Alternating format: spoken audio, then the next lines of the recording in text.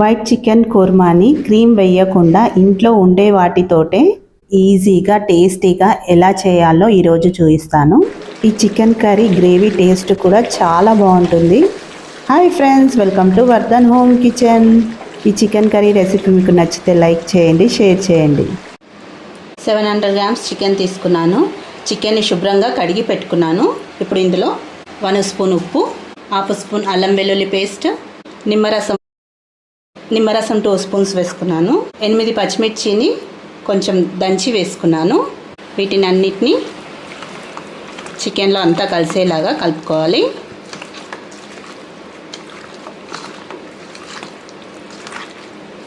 ఇలా అంతా కలుపుకొని 10 నిమిషాలు పక్కకు పెట్టుకోవాలి. టైం ఉంటే హాఫ్ అన్ అవర్ పైన కూడా పెట్టుకోవచ్చు.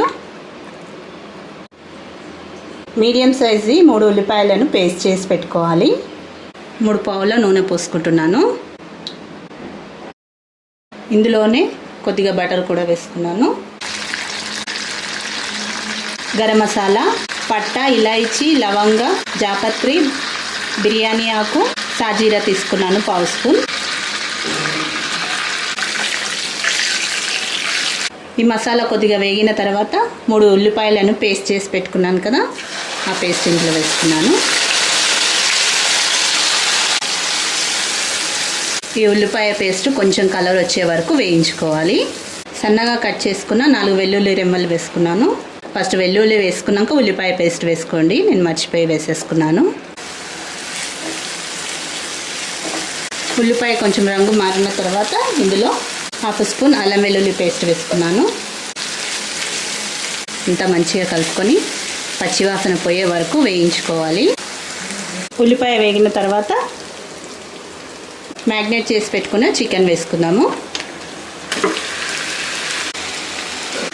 చికెన్ అంతా బాగా కలుపుకోవాలి.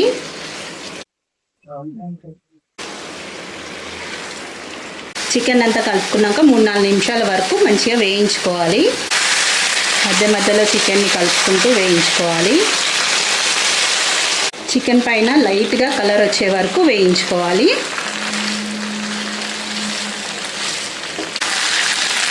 చూడండి, చికెన్ మంచిగా వేగిపోయింది. ఇప్పుడు ఇందులో పెరుగు వేసుకోవాలి. పెరుగు వేసే ముందు స్టవ్ ఆఫ్ చేసేసి పెరుగు వేసుకోవాలి. 100 గ్రామ్స్ పెరుగు వేసుకున్నాను. 1 స్పూన్ మిరియాల పొడి, మీ దగ్గర తెల్ల మిరియాల పొడి ఉంటే అది వేసుకోండి. నేను నల్ల మిరియాల పొడి వేసుకున్నాను. 1 స్పూన్ ధనియాల పొడి, 1/2 స్పూన్ జీలకర్ర పొడి, గ్రేవీకి తగినంత ఉప్పు వేసుకున్నాను. ఆల్రెడీ మనం చికెన్లో వేసుకున్నాం, ఉప్పు చూసి వేసుకోండి. వీటినంతా ఒకసారి కలుపుకొని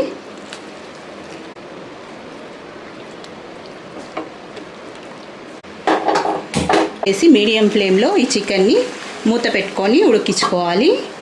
మధ్యలో మూత తీస్తూ చికెన్ని కలుపుకుంటూ ఉండాలి.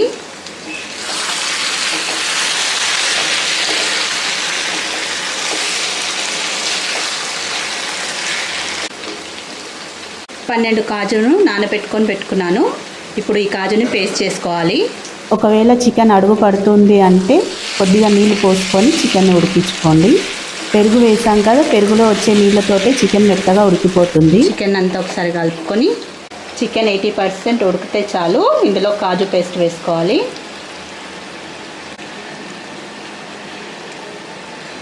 ఉడికింది. చికెన్ ఉడికిన తర్వాత కాజు పేస్ట్ వేసుకోవాలి. ముందే కాజు పేస్ట్ వేసుకుంటే చికెన్ అంతా అడుగు పడుతూ ఉంటుంది. కాజు తొందరగా అడుగు పడుతుంది. కాజు పేస్ట్ అంతా చికెన్కి కలిసేలాగా మంచిగా కలుపుకోవాలి. కాజు పేస్ట్ వేసాం కదా, ఒక 2 నిమిషాలు మూత పెట్టుకొని ఉడికించుకోవాలి.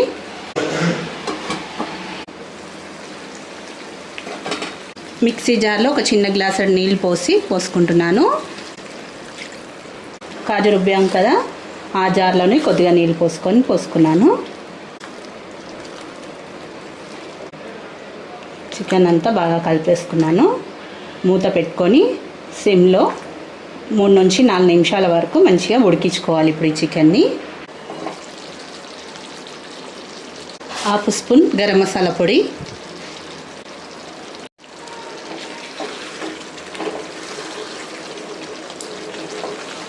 మధ్యలో కలుపుకుంటూ ఉండాలి చికెన్ని. అడుగు పడుతుంది, లేకపోతే ఇందులో కాజు పేస్ట్ వేసాం కనుక తొందరగా అడుగు పడుతుంది.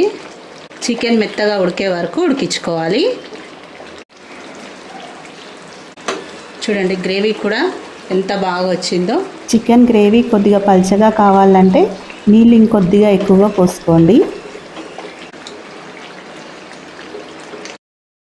పచ్చిమిర్చిని ఘాటు పెట్టి వేసుకున్నాను. రెడీ అయిపోయిందండి. 1 నిమిషం ఉడికించుకుంటే చాలు. చికెను కొంచెం చప్పగా ఉండకుండా స్పైసీనెస్ కోసం మిర్చి వేసాను.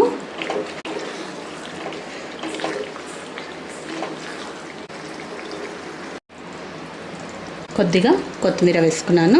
ఎప్పుడు చేసే చికెన్ కర్రీ కాకుండా ఒకసారి ఇలా వైట్ చికెన్ కుర్మా ట్రై చేయండి. టేస్ట్ సూపర్ అంటే సూపర్గా ఉంటుంది. టేస్టీ చికెన్ కుర్మా రెడీ అయిపోయింది. White chicken kurma. ఇందులో కొంచెం లాస్ట్ క్రీమ్ ఉంటే వేసుకోండి. టేస్ట్ చాలా బాగుంటుంది. చిక్కటి గ్రేవీతోటి చాలా బాగుంటుంది. చపాతీలోకైనా రైస్లోకైనా, బగారా రైస్, వైట్ రైస్ చాలా బాగుంటుంది. Tasty white chicken kurma recipe మీకు నచ్చితే లైక్ చేయండి, షేర్ చేయండి, సబ్స్క్రైబ్ చేసుకోండి. డౌట్స్ ఏమన్నా ఉంటే కామెంట్ చేయండి. Thank you for watching my video.